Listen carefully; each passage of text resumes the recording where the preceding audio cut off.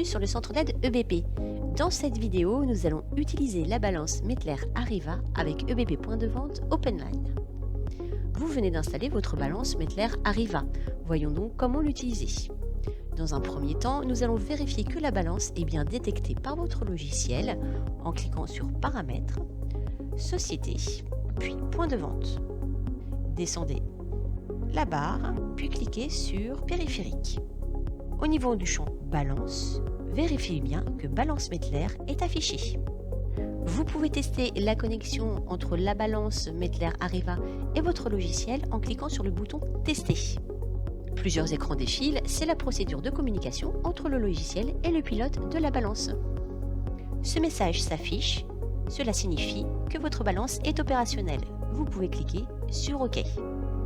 Afin d'avoir les bons modèles d'impression typés balance, cliquez sur Initialiser les modèles d'impression et l'unité de vente.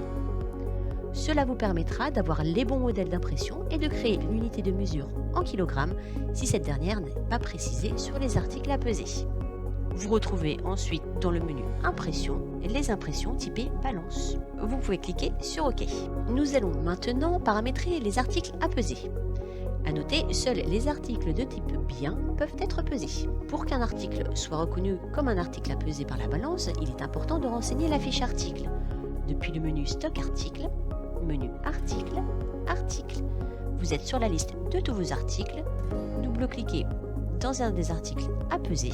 Puis, dans l'onglet Détails, il est important de renseigner l'unité de vente en kilogrammes, de vérifier que le statut de l'article est bien actif et de cocher l'option dans l'encadré balance à peser. Puis enregistrer et fermer votre article.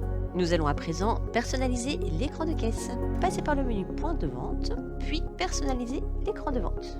Choisissez ici la vue Balance Mettler. Pour que cette vue soit une vue par défaut, cliquez sur l'éditeur de vue, sélectionnez Vue Balance Mettler, puis cliquez sur Défaut. Vous pouvez fermer cette fenêtre également. L'écran de pesée de la balance va pouvoir alors s'afficher sur l'écran de caisse. Effectuons maintenant une pesée. Pour ce faire, ouvrez votre caisse en cliquant sur Ouvrir la caisse ou en haut à gauche sur le petit icône de l'écran de caisse. Cliquez de nouveau sur Ouvrir la caisse. Un nouveau dialogue s'affiche entre le pilote de la balance et le logiciel. Nous allons pouvoir commencer à faire une pesée. Pour ce faire, mettez votre article à peser sur la balance. Mon article fait 695 grammes. Cliquez ensuite sur Liste article. Sélectionnez l'article concerné. Nous voyons ici dans la zone ticket de l'écran de caisse que l'article pesé s'affiche avec son nom, pomme, le poids pesé, le prix au kilogramme défini dans la fiche article et le montant en euros. Vous pouvez ainsi peser plusieurs articles les uns après les autres, ils s'afficheront dans l'ordre de la pesée. Je reprends un article. Ici, j'ai ma deuxième pesée qui vient s'afficher. Si vous voulez ajouter un article qui ne se pèse pas, cela est possible.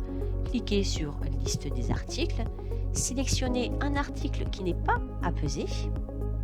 Il s'affiche directement dans la zone ticket de l'écran de caisse sous les articles pesés, mais il n'est pas indiqué de poids ni de prix au kilo puisque c'est un article avec un prix à l'unité.